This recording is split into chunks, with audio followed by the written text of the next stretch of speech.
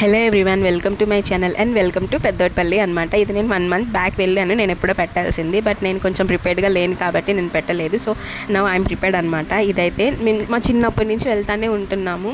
మాకు ఏదన్నా కష్టంగా ఉన్నా మా నాన్న అయితే సండే వస్తే చాలా అక్కడికి తీసుకెళ్ళిపోయేవాళ్ళు. అది కాకుండా మా ఇంట్లో పుట్టెంటుకలైన అన్నప్రసనైనా ఏదన్నా మేమైతే కన్ఫామ్గా అవుట్పల్లి వెళ్ళే చేసుకుంటాము. ఏదైనా ట్రిప్ ఉన్నా కూడా మేము అక్కడికి వెళ్ళి చాలా ఎంజాయ్ చేస్తాము. చాలా హ్యాపీగా మేము రిటర్న్ అవుతాము. నా చిన్నప్పుడైతే అవుట్పల్లి చాలా ఓల్డ్గా ఉండేది, కానీ 2019లో మొత్తం రీమోడల్ చేసేసారు. అక్కడ ఉన్న చర్చ్ కానీ, తంబి గారి సమాధి కానీ, ఇంకా వారు ఉన్న ఇల్లు కానీ మొత్తాన్ని రీమోడల్ చేసేసారు. అంటే వచ్చిన వాళ్ళకి కన్వీనియంట్గా ఉండడానికి రూమ్స్ ఏంటి, వాష్రూమ్స్ ఏంటి, మొత్తాన్ని రీమోడల్ చేసేసారు. అవుట్పల్లి అంటే అందరికీ ఐడియానే ఉంటుంది కదా, బ్రదర్ జోసెఫ్ తంబి గారి పుణ్యస్థలం, వారు నివసించిన స్థలం అని చెప్పొచ్చు. వారి ఉన్న ఇంట్లో వారు ప్రేయర్ చేసుకోవడానికి ఒక చిన్న బలిపీఠం కూడా కట్టుకొని అక్కడ ఉండి ప్రేయర్ చేసుకునే వాళ్ళంట. ఇంకా ఆర్చ్ నుంచి లోపలికి వెళ్ళంగానే మనకి సైడ్ పార్కింగ్స్ ఉంటాయి కార్లు. ఇక్కడికైతే చాలా దూర ప్రాంతాలు వచ్చి వారి మొక్కును వారు తీర్చుకుంటారు. ముఖ్యంగా అన్నం ముట్టిస్తారు. మన లోపలికి వెళ్ళంగానే స్పెషల్గా ఒకటి స్టాండ్ ఉంటుంది, అక్కడ అన్నం ముట్టించే వాళ్ళు ఫాదర్ ఉండి అన్నం ముట్టిస్తారనమాట. ఇంకా లోపలికి వెళ్ళంగానే, చర్చ్ లోపలికి వెళ్ళంగానే మనకి సమాధి ఉంటుంది.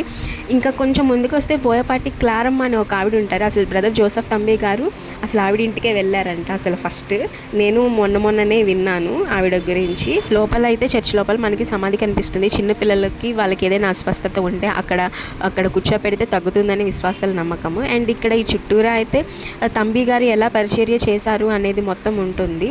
ఇదైతే ఫస్ట్లో లేదు, తర్వాత రీమోడల్ చేసినప్పుడు ఇవి కూడా యాడ్ చేశారు చర్చ్ లోపల చుట్టూరా. తంబి గారికి ఆయన 3 నెలల తర్వాత చనిపోతాను అని తెలిసి ఆయన సమాధి ఆయనే కట్టుకున్నారంట. ఇదివరకైతే తంబి గారి photo left side, right side ఒకటేమో పర్లోక జపం ఉంటుంది, ఇంకోటేమో దేవమాతది జపం ఉంటుంది. కానీ అవి తీసేసి స్వరూపాలు యాడ్ చేసేసారు. నాకు అది బాగా గుర్తు, ఎందుకంటే చర్చ్ లోపల ఉన్నప్పుడు నేను అది చదువుకుంటూ ఉండేదాన్ని. పర్లోక జపము, దేవమాత జపము ఉండేది. ఇంకా బోయపాటి క్లారమ్మ గారి గురించి చెప్పాలంటే, బ్రదర్ జోసెఫ్ తంబి గారు కన్ను మూసింది ఆవిడ ఇంట్లోనేనంట. ఆవిడికి ఆడపిల్లలే పుడుతున్నారు, అబ్బాయిలు పుట్టట్లేదని ఇలానే బ్రదర్ జోసెఫ్ తంబి గారిని పిలిచి ప్రేయర్ చేయించుకుంటే ఆవిడికి ఒక బాబు పుట్టాడంట. ఆయన వీడియో నేను ఫాదర్ విజయరాజు గారి వీడియోస్ మీరు చూసి ఉంటే అందుట్లో ఉంటుంది.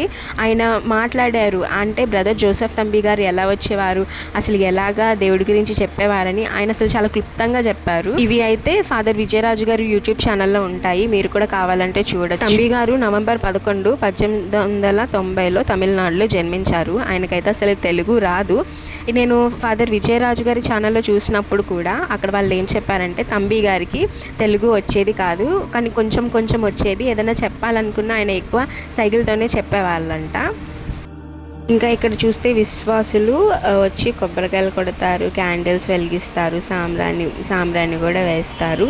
దానికి సపరేట్ స్టాండ్.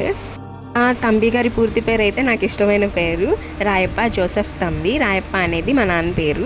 మా నాయనమ్మ బాగా తంబి గారిని బాగా ప్రేయర్ చేసుకునేదంట. సో ఇంకా ఆ భక్తితోనే మా నాన్నకి రాయప్ప అనే పేరు పెట్టిందంట మా నాయనమ్మ అయితే. చిన్నప్పుడు వాళ్ళని కూడా బాగా తీసుకెళ్ళేదంట అసలు అవుట్పల్లి. మా అమ్మ కూడా అనేది పెళ్ళైన కొత్తలో నాకు అసలు అది తెలిసేది కాదు, మీ నాయనమ్మ బాగా తీసుకెళ్లేదని మా అమ్మ కూడా ఇంకా అవుట్పల్లి గురించి చెప్పేది.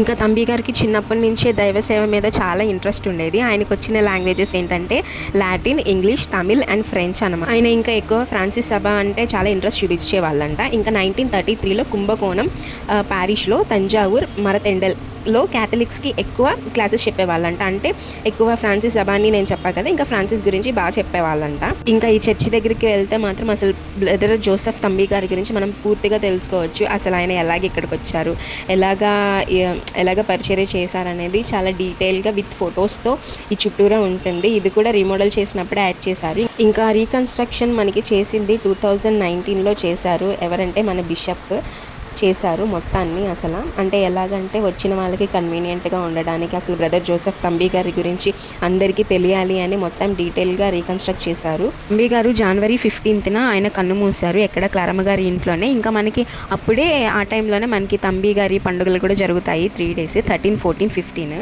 తంబి గారికి శుక్రవారం పంచకాయాలు అయ్యేవంట.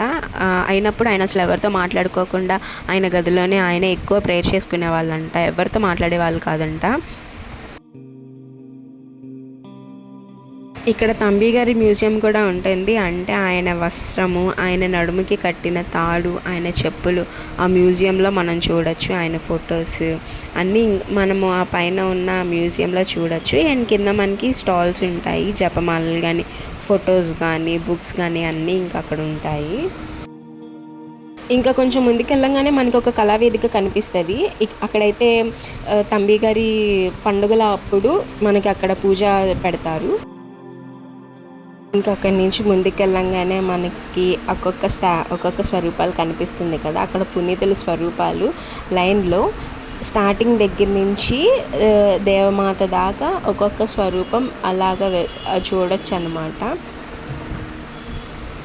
కిందన ఆ స్వరూపం కిందనే ఆ పునీతుల యొక్క పేరు కూడా ఉంటుంది. అండ్ రైట్ సైడ్ అయితే చిలకలు చాలా వచ్చి అక్కడ విండోస్ దగ్గర వాలాయి. చిన్నప్పుడే వెళ్ళినప్పుడు నేను మా అన్నయ్య బాగా చూసేవాళ్ళం ఆ చిలకల్ని.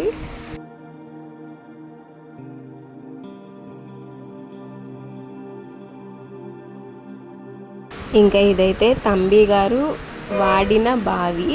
తంబి గారు ఆ బావిలో నుంచి వాటర్ తీసుకొని ఆ నీళ్ళనే వాడుకునే వాళ్ళంట. ఇంకా ఇది మనం చూస్తున్నాము తంబి గారి ఇల్లు. ఇది వచ్చేసి పూజ జరిగే చర్చ్.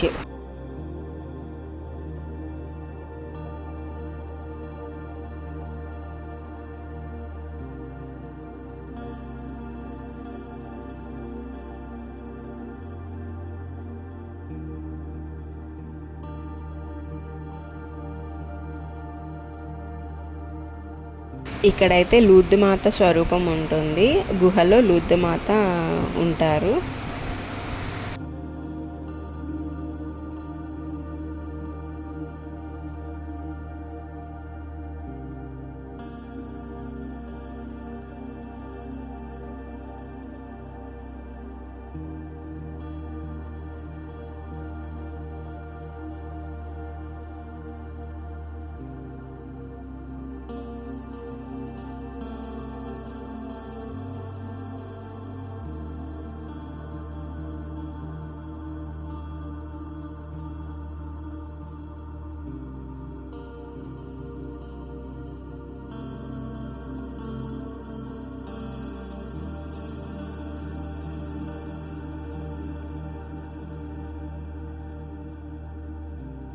ఇంకా ఇదైతే యేసు తిరుహృదయ దేవాలయము. ఇది ఎప్పుడు కన్స్ట్రక్ట్ చేశారంటే నవంబర్ 23, 1916 కన్స్ట్రక్ట్ చేశారు.